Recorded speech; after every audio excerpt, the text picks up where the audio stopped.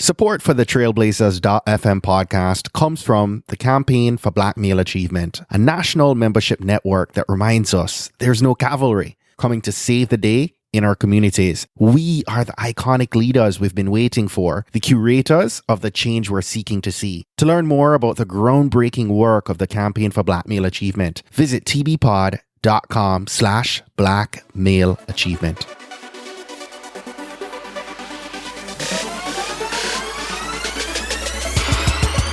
You're listening to the Trailblazers podcast, where we will explore the stories of successful Black professionals. Join us as we highlight the knowledge, resources, and tools of these accomplished trailblazers to help provide the know-how, confidence, and motivation you need to blaze your trail.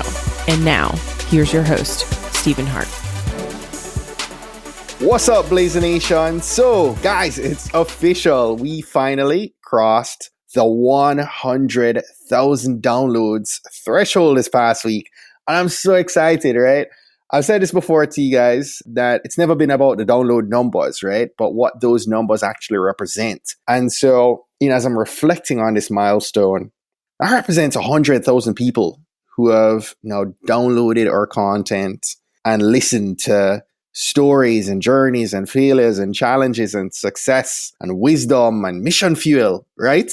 And this happened across 110 plus countries around the world, spread out over 116 episodes as of today. And we've been able to bring impact, right? And influence others to rise above and go way beyond to blaze their trail. And so I just wanted to say a quick big ups because I really appreciate each and every last one of you who subscribe and listen and share these episodes with your friends and your family and your colleagues. It means the world to me. I genuinely appreciate all the love and support. So our featured guest for today is an amazing woman by the name of Quiana Murray. And Quiana is a sponsorship strategist whose mission is to teach entrepreneurs how to fund their dreams through sponsorships. So whether you're a solopreneur or a small business, Quiana is determined, right? She helps more entrepreneurs go from what she calls break even to bankrolled in their businesses and in their lives. And most of us, especially if we're solopreneurs, we think that we are sometimes too small to go after, right? To go after those sponsorships. And I discovered through this conversation that that's simply not true. Quiana goes in and shares some inside scoop on why more of us should tap into this $64 billion sponsorship industry and make sponsorships part of our strategy for increasing our income. In our conversation, she also shares strategy on how to successfully reach out to potential sponsors for our products and podcasts and events and services. And she opens up on some of the pitfalls that we need to be able to work to avoid as well. So if you're listening and this is your first time as a listener on Trailblazers, I just want to say thank you so very much for tuning in and checking us out today. I welcome you as a new member to our community that I affectionately call the Blazer Nation. And our only ask is that you would share this episode, or an episode, I should say, with one person that you think would be impacted most by that content, by that guest. I invite you to share this up right now as well, Quiana's episode. If you do share this on social media, I would encourage you to tag me. You can find me at TBPod or at Stephen A. Hart. I will definitely add my retweet and share love on your post if you do decide to share. And I'm on Facebook, Twitter, IG, and LinkedIn. So definitely connect with me there. I love to put a face to the listener, right? And connect with those in our community who find our content of value. So that said, let's go ahead and get set right now to receive some mission fuel from our featured guest today, Quiana Murray. Enjoy. Quiana, welcome to the show. So happy to have you on with us tonight. Thank you so much. I feel so honored to have been invited. Thank you. Absolutely. So you're introduced to me by Elaine Fluker of girlonpodcast.com. I just wanted to say thank you so much to Elaine for this kind introduction. And so, Quiana, as we do with all our guests on the podcast, I love to start things off from a place of gratitude. And I thought we could maybe kick things off with you, having you maybe share an unexpected blessing that you're most grateful for right now. You know what? Honestly, I am most grateful for my husband. I know we're talking business, but truly to have someone who fully supports you, who lets you be as crazy as you need to be 1 minute, the highs and lows, that sits right beside you, holds your hand, and tells you everything's going to be okay. Let me tell you something. That makes my life. Like, it really does. It gives me life.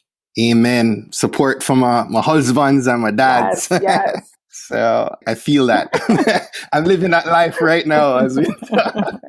So I know you're a speaker and a growth strategist, but how would you describe Quiana if we were seated at a friend's dinner table meeting for the first time? I'm the person who is going to laugh all night.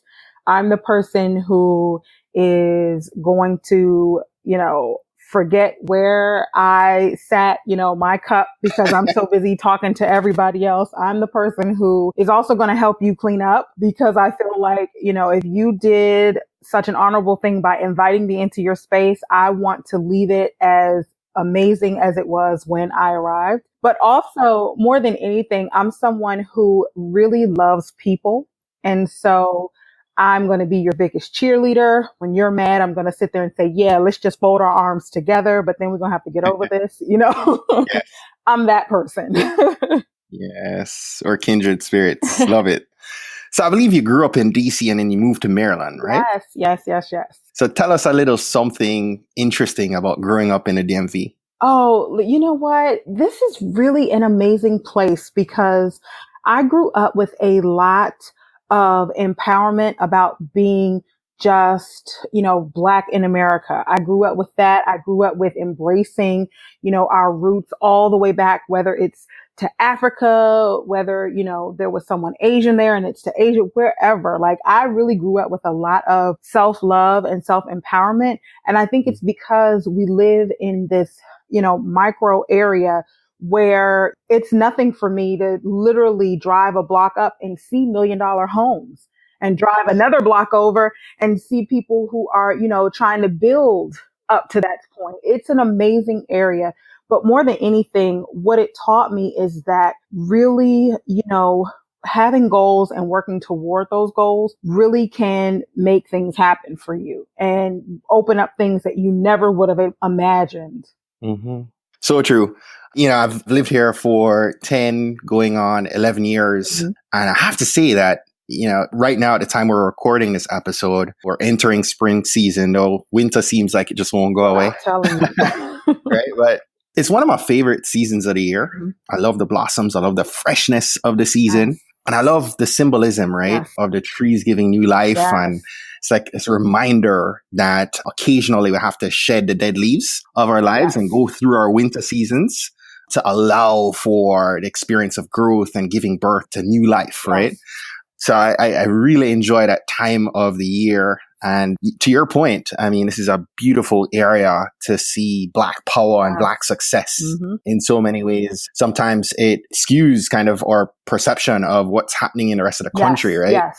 We're reminded when we're not in this type of environment of the melting pot that we have right here. So, today you're a business growth strategist that you help women entrepreneurs land sponsorships for their businesses and their events and their products and services. And I'm interested in hearing what drew you to this line of work. Well, you know what? It's really interesting, because when I first delved in or got a taste of sponsorship, I was a broke college student. I had no money, but, I was responsible for hosting events at the university. And so it started out with me just like begging, companies to send, like the radio station, send your street team, the corporations to send people who could come and speak to us, all of these different things. And as I, you graduate, you do what you're quote unquote supposed to do, which is get a job. And, I never just kind of let this go. I always felt like I was called to be in business. And over the time of helping other entrepreneurs start and grow their businesses, there was always this piece where it was like this gap. And, people would say, I really want to move. I want to host events. I want to do all these things, but my goodness, it can cost me thousands and thousands of dollars. And so I was like, no, it doesn't have to, and so over time, it just became one of those things where I was able to really help these entrepreneurs leverage these relationships with corporations so that they could grow their businesses even bigger. Wow. As a brand strategist myself, I love that you have targeted your platform and your focus is on women entrepreneurs, Yes. right? Yes. Why do you care about solving this problem that you're working on? And specifically, why have you niched in on women entrepreneurs?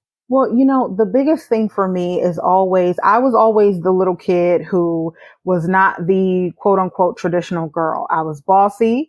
I was outside racing with the boys. I was, rolling around the grass. I was doing all of these things. And my whole life, people would say to me, okay, that's not how a girl behaves. That's not how a girl behaves. You need to apologize more. You need to be a little bit more soft spoken. Don't be so rough. And as I grew up, I was like, that's some crap. Women are basically raised, especially, in this country to be, to always give to others and just be happy with whatever's left over for us. And I was like, you know what? That is just not going to work for me.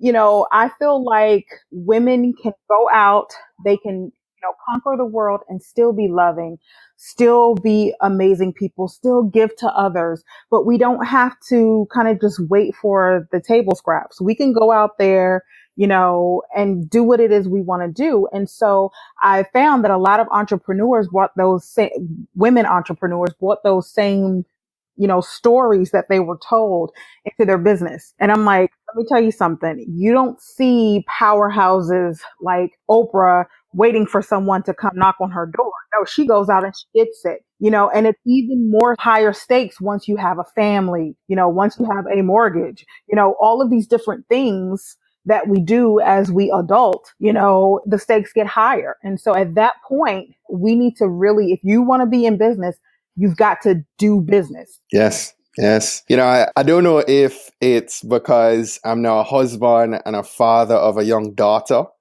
but my feminist gene kicked right in, didn't it? Highest. Oh my gosh. Like, if my daughter dares to say like, this guy is stronger, I'm like, no, you can do it. Yep. Yeah. And likewise with my wife, I believe she can run the company she works for, right? Like, I'm like, you are the best person there. I love it. Yes. And I find it interesting, right? We're recording this episode on April 10th for everyone listening, which happens to be Equal Pay Day. And this day gives a voice to the pay gap between men and women. For those listening, women actually get 80 cents for every dollar that a man earns. And it's even worse if you're a woman of color. Yes. It's a real issue, right? For all women, especially for those in a corporate setting. But we're talking about women entrepreneurs and you've helped hundreds of them. And I'm curious to know, what's the biggest challenge that you think women entrepreneurs specifically are facing right now? Hands down, charging what they're worth. They, we tend to want to hook somebody up, help somebody out. I'm just in it because I love what I do. Yeah, but are you going to be loving it when you can't, eat, when there's no heat, when there's no electricity? It really is charging what they're worth. And then not only that, but feeling comfortable enough to charge what they're worth. Wow. As he said this podcast, our sponsoring partner is a Campaign for Black Male Achievement. Yes. And I remember sitting quietly for months, right? I actually interviewed the CEO of the Campaign for Black Male Achievement, Sean Dove, months prior, probably 6 months prior to him, reaching out one day and basically offering to be a sponsoring partner on it. And it's crazy because at the time I was looking at industry benchmarks for whatever metrics, right? Downloads and reach. And I got caught up thinking we were too small at the time to meet that ask. Yep. And I'm sure I'm not the only one with this limiting mindset, right? And I wanted to pick your brain and hear your thoughts on why so many of us think we're too small to go after sponsorships and partnerships for businesses. Because the people that we see who are broadcasting that this is, part of their business model are people who have been in business so much longer. They have, grown following because they've been in business longer. A lot of times they have a bigger platform. And so we think we have to wait until we get there to have the same value and be able to command the same type of dollars that they command. And it puts us in this mindset of an us and them. And especially when you're talking about people of color who for so long, anything we worked toward was taken right back from us. There is this innate fear of, really putting yourself out there, because immediately the first thing that a lot of people think is, well, once I get known, everybody's going to be coming for me. And, yeah, there will be people who come for you, but it's not going to be the way that you think it's going to be. Because while you're also building, your name, and more people know you who, may try to come for your platform, there are going to be other people who are standing right beside you advocating for you.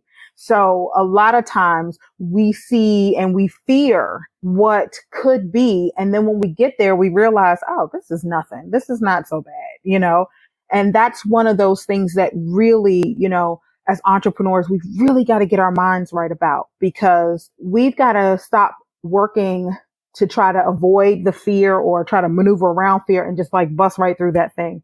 Because once you do, you realize, okay, and every time you exercise that muscle that combats fear, it gets easier the next time and easier the next time. I mean, it's always going to come up, but it's going to get a lot easier to just be like, okay, yeah, all right, I'm nervous, but I'm going to keep going. Mm-hmm. That's the nature of business, Yes, right? I'm telling you. Entrepreneurship. So from your experience, could you maybe talk to what corporate sponsors generally are seeking, right? Is it more reach and awareness, or from your experience, are they going after a quality engagement, right? Yes. Or is it some other key metric?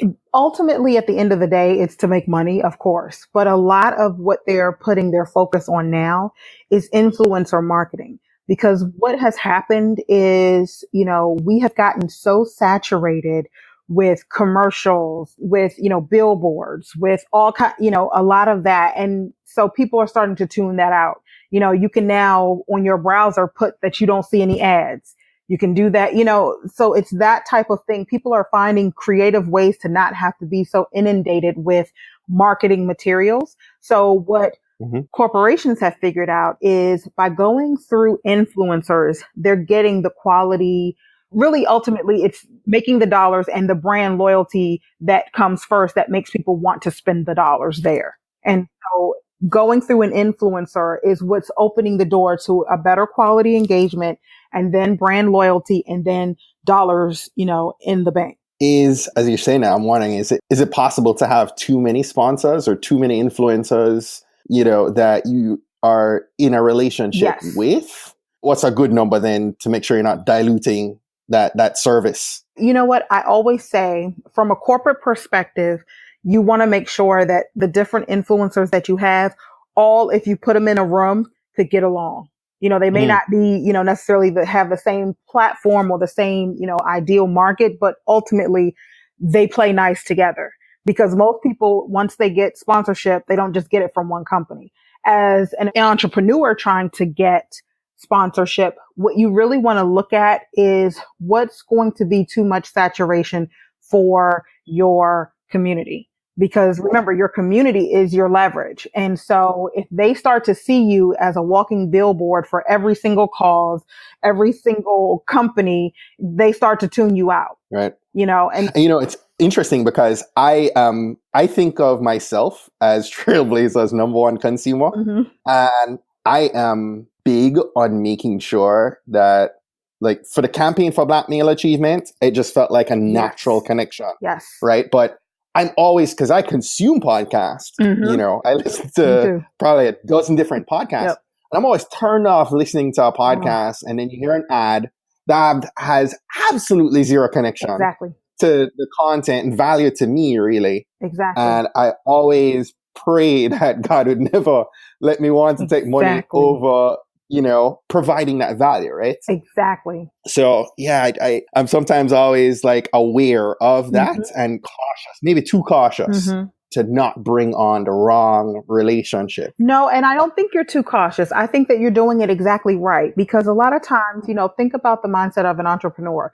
We really we're in business because we want to live a certain lifestyle and we want to do good work.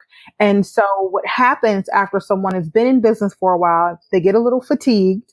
And so it's easier to just take those sponsorship dollars than to have to take on 5 or 6 new clients. And so they start to trade, the relationship with the greater community for this one relationship with the sponsor. But truly, I also, have to side eye the sponsor, because I'm like, why would you want to be on, a platform or back an influencer that isn't going to bring you any return on your investment? So, then that really, it gives me big pause too. Right.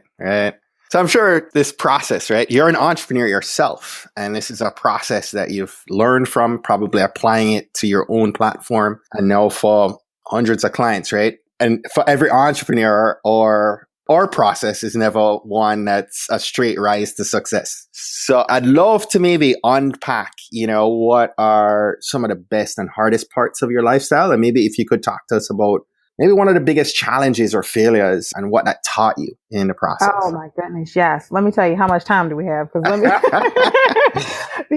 one of the things that I really pride myself on being is transparent.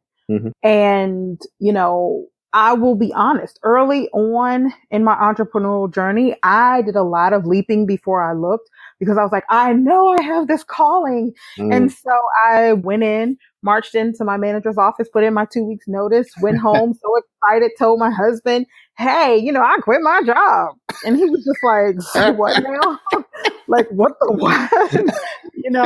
And, I struggled, and it wasn't pretty. I mean, I'm talking, struggled to the point where, I bankrupted my family, because I kept saying, no, I'm meant to do this. I'm meant to do this. And, there is something to be said about a calling and a purpose, but there is also something to be said about works. That's why, see people and they're successful. It's not because they just had this calling and this purpose. No, it's because they put some work in, So, I had to pack it up. I had to go back and I had to get a job, and it was humiliating for me. Now, mind you, people around me could care less. They were just like, oh, okay, you're not in business. Okay. You back to work. All right. But for me, it felt like a huge failure because I'd wasted so much time, so much money. And then, other resources like, my sanity, I was emotionally just spent, and I had 2 young children, and so these were things that I had to learn. Yes, if you feel that entrepreneurial bug is biting you and that you're meant to do it, you still have to put systems in place to be able to manage. And, there's nothing to be taken away from going back and getting a job if your business is failing, because sometimes just getting your finances in order will free up other mental energy for you to be really successful. And there's nothing wrong with starting it on the side until it's ready and then shifting into full time. And, right. So a lot of times, I tell people, do it. If you're going to follow anything I say, follow my processes. Do not follow my pattern, because I had a lot of failures starting out, and I did those things, and I bring those things to light so that you don't have to. I love that. Follow my process. Don't follow my pattern. I'm telling you.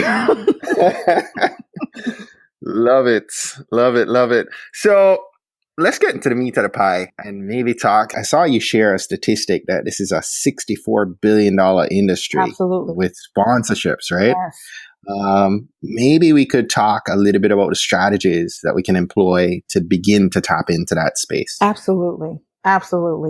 First things first, if you know that you want to incorporate sponsorship into your business, whether you have an event business, whether you're a creative, whether you have services, whether you do products, whether you do some type of speaking, like a show, like a podcast, some type of web show, the first thing you want to do is you really want to inventory your business, because here's the thing. You are basically selling a piece of your business, if that makes any sense. Now, granted, they're not going to own it, but they are going to have some input into how at least their portion of the partnership goes. And so you want to sit down and you want to really write out every single thing you're doing in your business. And by that, I'm not just saying, overall, okay, I do, and I'll use myself as an example. Overall, basically what I am as a consultant. No, you need to write down every single product that you offer, every single service that you offer, because from a sponsorship perspective, it's a lot easier to really nail down and do one specific thing at a time than to try to go out and get like your whole brand sponsored. that may work for an Oprah, but when you're a smaller business and you're really trying to get known among the sponsorship circles, you really want to be able to have a specific thing that you want to get sponsored. Mm-hmm. That's true. It's interesting as you said that. I think about even with the podcast, I think, again, coming back to it, so many of us tie ourselves to the metric of downloads.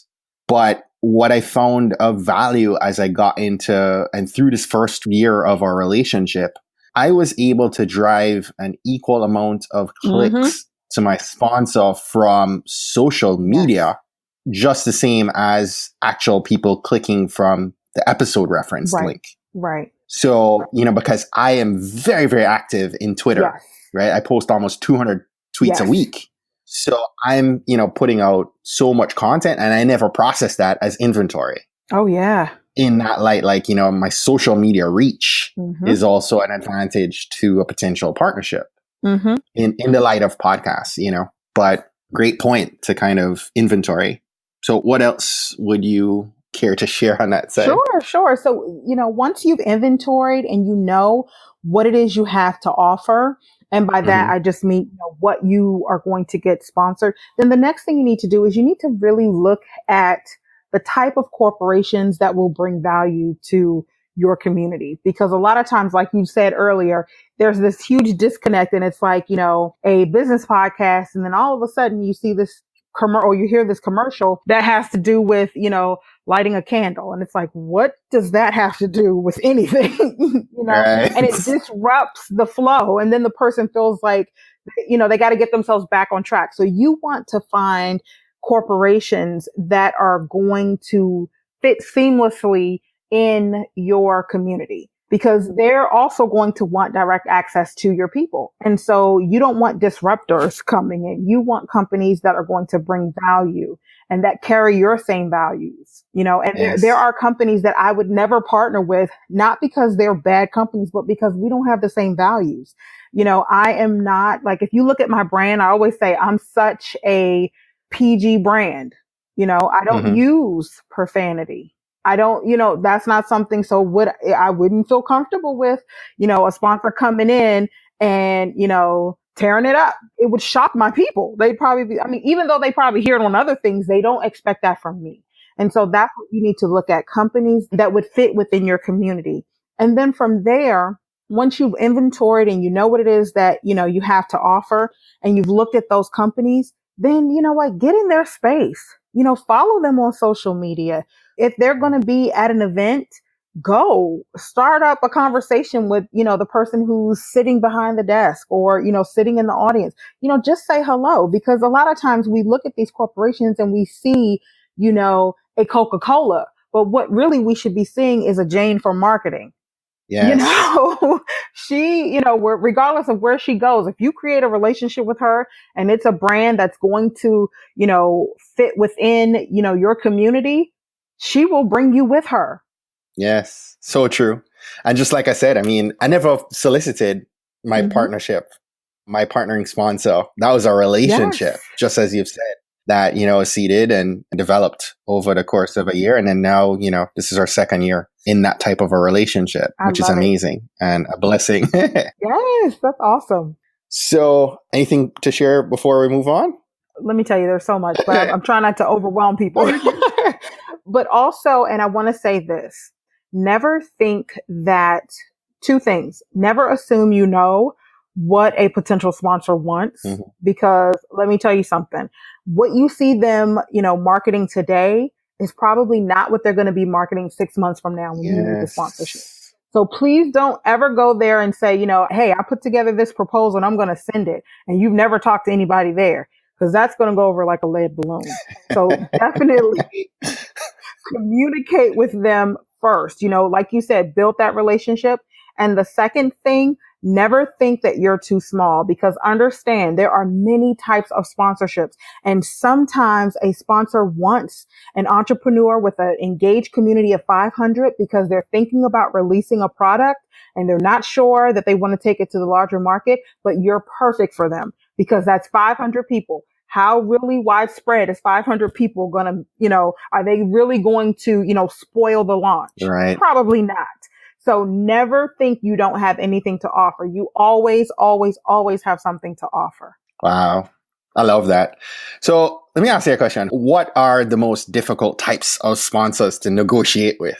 You know what? The most difficult types, I would say, are the corporations that spend a lot of time with your sporting type of organizations. And the reason why is because, and I'm just going to be honest, it's very male dominating. Mm-hmm. And so a lot of times as a woman and a minority, period, you have to walk in ready to prove, because sports is so very white male centered, especially in this country. Mm-hmm. And, you coming in there, knowing your stuff and telling them, hey, this is what I want.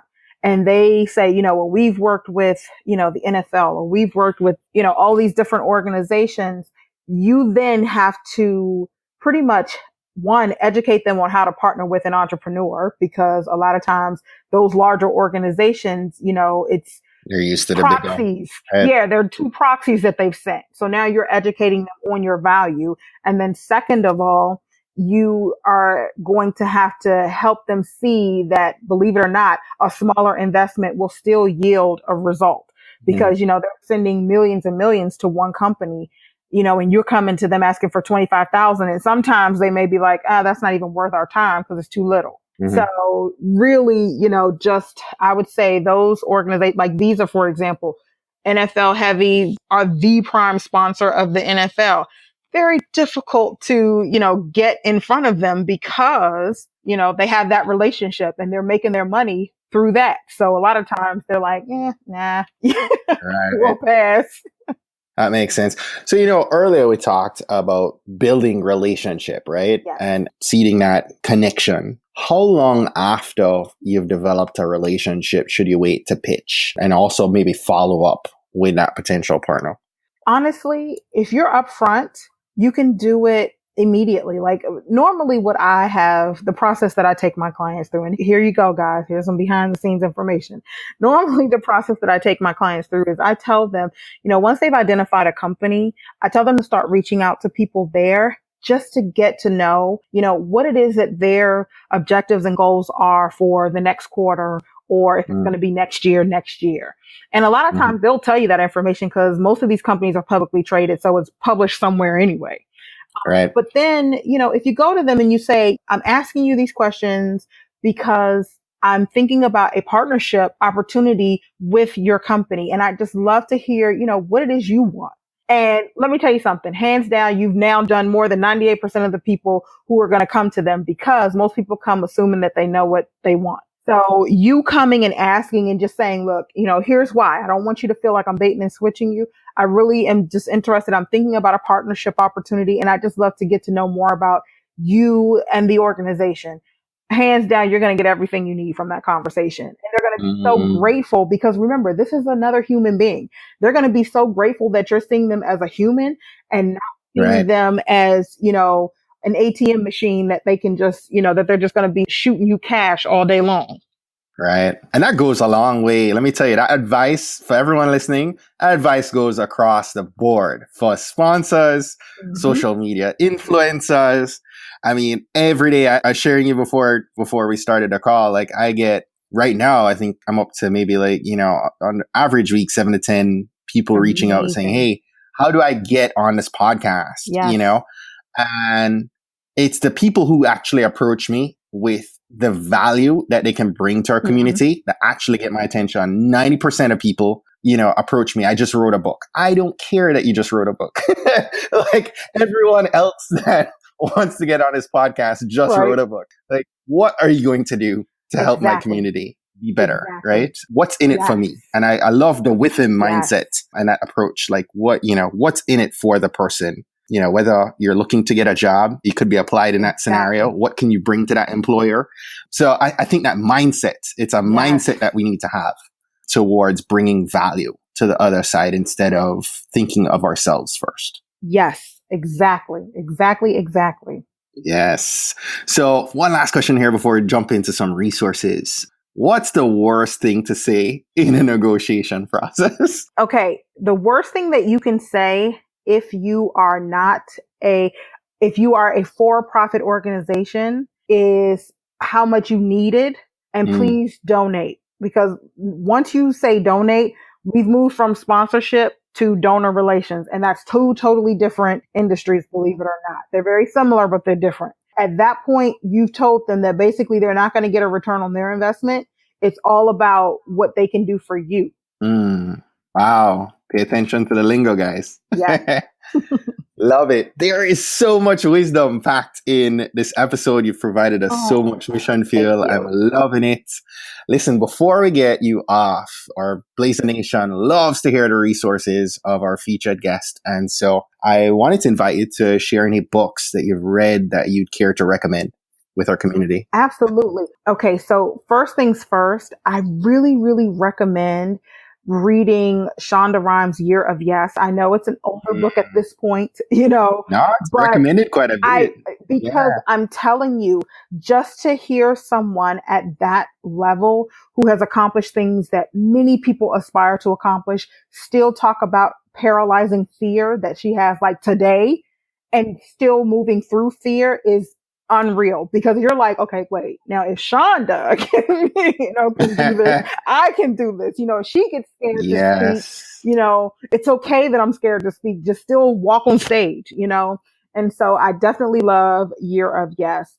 I recommend, oh gosh, I have so many favorites. I really recommend spiritual books. Like, I am huge, and I'm not going to, because everybody's spiritual walk is different. I will say this. I love to read spiritual books by people like T.D. Jakes and things like that, because while, yes, he is speaking from a Christian perspective, he's also very big on mindset, and he's very good with business.